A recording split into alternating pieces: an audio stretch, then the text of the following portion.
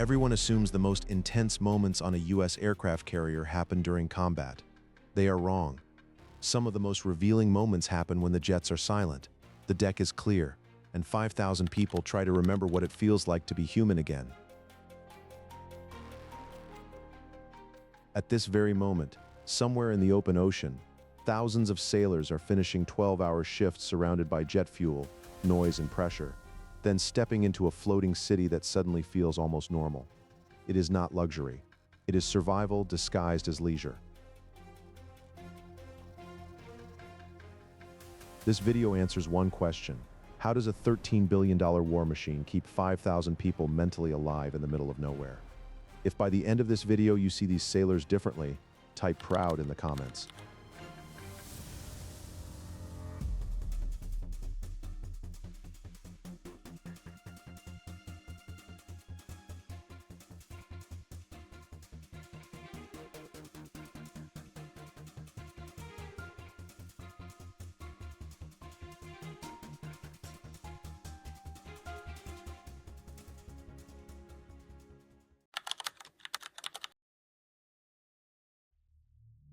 The stress is not the ocean.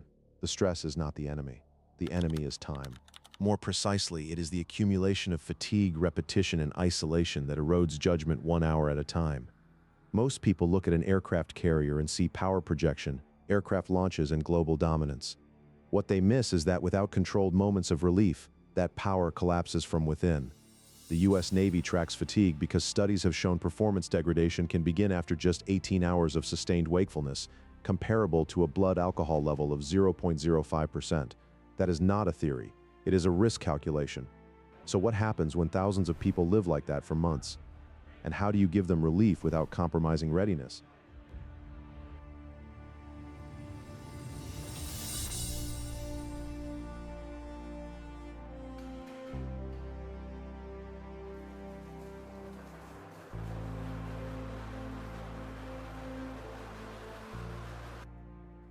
A Nimitz-class carrier stretches over 1,000 feet long, that is roughly the length of 3 football fields laid end to end.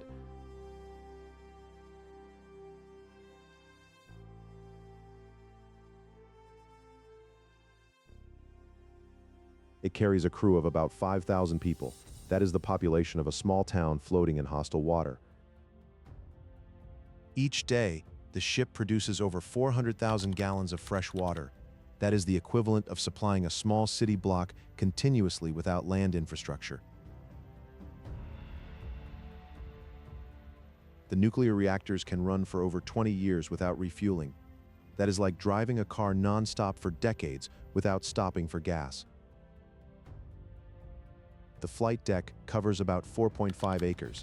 That is the size of 3 city blocks stacked with steel, heat, and moving aircraft. But when operations stop, that same space becomes something else entirely. And that shift is where the real story begins.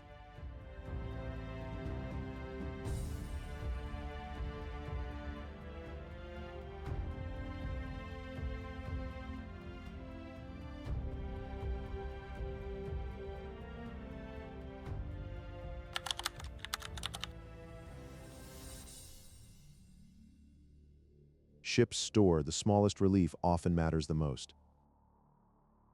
A bag of chips can feel like a lifeline.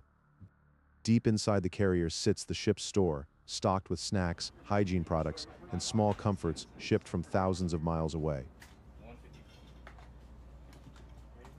Inventory is limited and carefully controlled, with resupply windows sometimes spaced weeks apart. Prices are regulated, but demand spikes after long operational cycles. Think of it like a convenience store in a desert, except the desert moves and you cannot leave. Civilian life offers infinite choice. Here, choice is rationed, and that makes every item feel earned. Other navies often rely on port visits for morale resets. The U.S. Navy builds micro-resets directly into the ship. That is a continuous advantage, not a temporary one.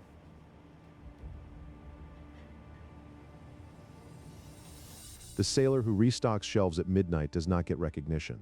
He gets another shift at 060. But for someone else, that stocked shelf is the difference between burnout and one more day of focus. and that quiet transaction keeps the machine running.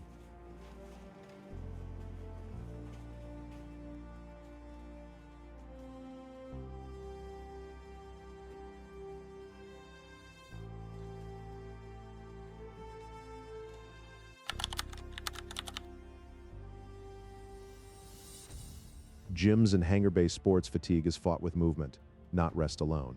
Aircraft carriers include multiple gyms equipped with weights, cardio machines, and functional training areas. On deployment, usage can exceed thousands of individual sessions per week.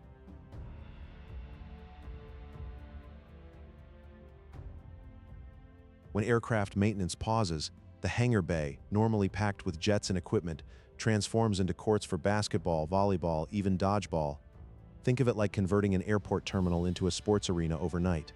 Except the ceiling still smells like fuel, and the floor can return to aircraft operations within hours. Older naval doctrines emphasized endurance through discipline alone. Modern doctrine combines discipline with structured physical outlets. That is a force multiplier in human performance.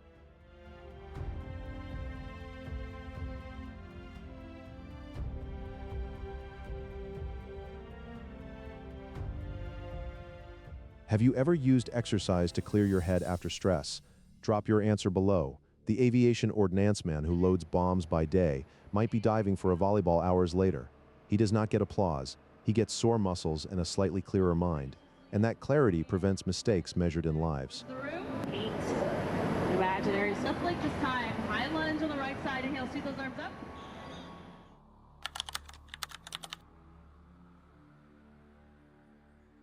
Running above the carrier, the 5,000-foot club. Not all escape happens below deck. Some of it happens under open sky. When flight operations pause, sailors are allowed onto the flight deck for walking or running, forming what is known as the 5,000-foot club. A full loop around the deck spans roughly 5,000 feet. Completing multiple laps becomes a badge of endurance during deployment. Think of it like jogging on a rooftop track, except your view is an endless ocean, and one misstep means a fall onto unforgiving steel.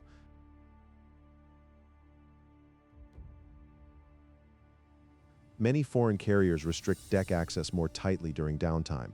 U.S. carriers leverage that space as controlled relief. That is a psychological advantage that compounds over months. The sailor running laps at sunset is not training for a marathon. He is trying to remember what breathing feels like without urgency, and for a few minutes, the ocean feels less like a prison.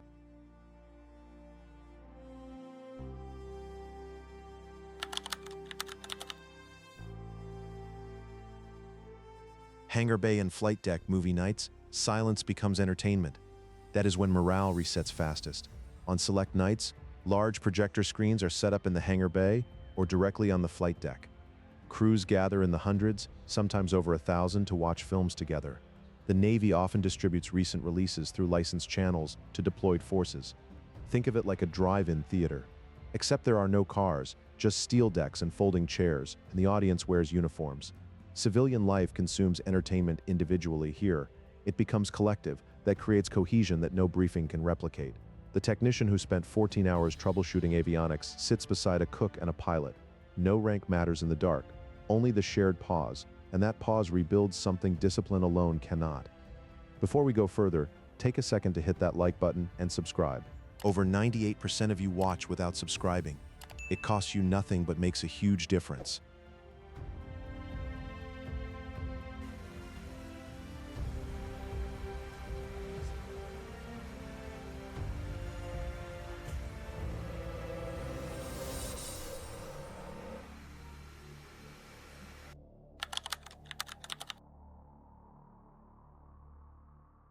Now back to how a warship becomes a floating refuge. Steel beach picnic and flight deck BBQ. War machines do not usually host barbecues. This one does. During extended breaks in flight operations, the flight deck transforms into what sailors call a steel beach picnic.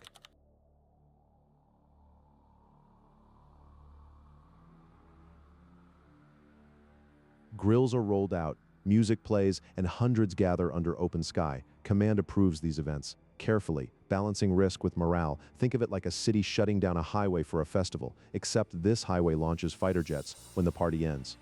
Other militaries limit downtime events to ports. The U.S. Navy creates them at sea. That is operational independence turned into psychological resilience. Do you think you could relax knowing combat operations could resume within hours? Let us know in the comments.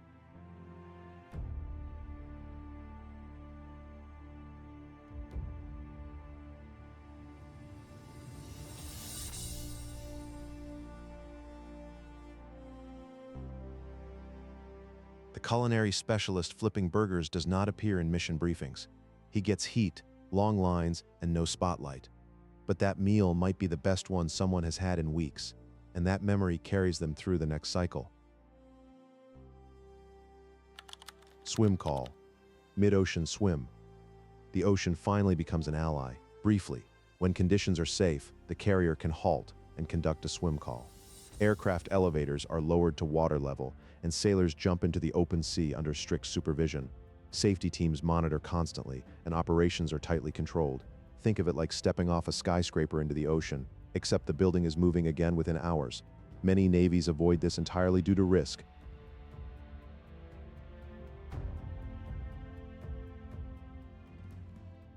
The U.S. Navy permits it under strict criteria, that is calculated risk in exchange for morale that cannot be replicated indoors. And then there is the number that changes everything. A single deployment can last 6 to 9 months with limited port calls and repeated high-tempo operations. That is not a vacation cycle. That is sustained pressure. The sailor climbing back onto the elevator is not just wet. He is reset, if only for a moment. And sometimes, that moment is enough. What the official reports do not tell you is that none of these activities are about comfort. They are about preventing failure. They are about making sure that the person guiding a jet at night, or monitoring a reactor, or handling ordnance does not make the one mistake that cannot be undone. A $13 billion carrier is not held together by steel alone. It is held together by thousands of small moments where pressure is released just enough to keep people sharp. The paradox is clear. The most powerful warship on Earth depends on things that look small: snacks, games, movies, sunlight, a jump into the ocean. But without them, the system breaks from the inside out. These are the men and women standing watch on a moving city of steel, carrying both the weight of war and the need to stay human at the same time.